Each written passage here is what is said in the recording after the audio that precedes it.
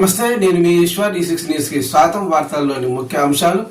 Congress MLC Naveen Kumar alias Teenmar Mallanna చేసిన వివాదాస్పద వ్యాఖ్యలపై భువనగిరి ఎమ్మెల్యే కుంభం అనిల్ కుమార్ రెడ్డి తీవ్రంగా మండిపడ్డారు.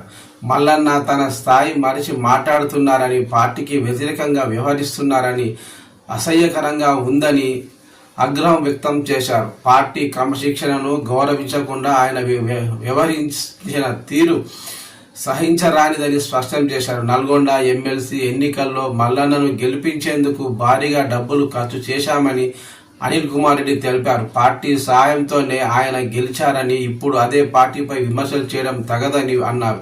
పార్టీ ఇచ్చిన పదవిని వదిలేసి బయట నుండి విమర్శలు చేయాలని సూచించారు. తీన్మార్ మల్లన్న ప్రత్యేకంగా ఒక వర్గాన్ని టార్గెట్ చేసి మాట్లాడడం బాధాకరమని, కాంగ్రెస్ అనుసరించే సమానత్వ, సామాజిక న్యాయం సిద్ధాంతాలకు విరుద్ధంగా ఉందని ఎమ్మెల్యే తెలిపారు. తాను చేసిన వ్యాఖ్యలతో మల్లన్న ప్రజల్లో అనవసరమైన వివాదాలకు తావిస్తోందని, ఇది పార్టీకే నష్టం కలిగించే చర్యగా మారుతుందని హెచ్చరించారు.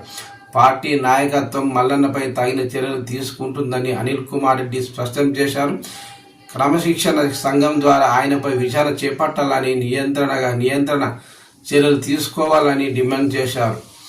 ఎమ్మెల్యే అనిల్ కుమార్ రెడ్డి డిమాండ్ చేసిన విధంగా తీన్మార్ మల్లన్న మీద చర్యలకు దిగితే పార్టీకి మాత్రం నష్టం జరిగే అవకాశాలే ఎక్కువ అని మేధావులు అభిప్రాయపడుతున్నారు.